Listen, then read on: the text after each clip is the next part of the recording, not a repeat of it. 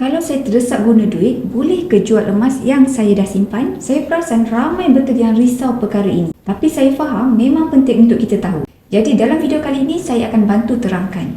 Walaupun emas ini adalah sebagai simpanan jangka panjang 2 tahun dan ke atas, namun tuan-puan memiliki 100% hak terhadap emas yang tuan-puan dah pun miliki. Maksudnya tuan-puan nak jual atau pajak emas tersebut bila-bila masa pun boleh. Jika tuan-puan simpan emas dalam akaun simpanan emas di Public Gold, tuan-puan juga ada kebebasan untuk jual atau pajak emas untuk dapatkan duit. Emas ini aset yang meningkat harga setiap tahun seperti aset rumah dan juga aset hartanah. Tetapi dari segi kecairan, emas lebih mudah dicairkan berbanding rumah dan hartanah. Nak jual emas dalam masa 1 ke 3 hari bekerja dah boleh dapatkan duit, tetapi kalau rumah ataupun hartanah prosesnya agak lama. Boleh jadi berbulan mahupun bertahun. Saya juga nak kongsikan dengan tuan-puan 3 keadaan yang sesuai untuk tuan-puan jual emas tuan-puan. Yang pertama, jual emas bila sudah capai matlamat simpanan. Contohnya, tuan-puan berjaya kumpul 100 gram dan boleh jual emas ini untuk jadikan sebagai deposit rumah yang pertama.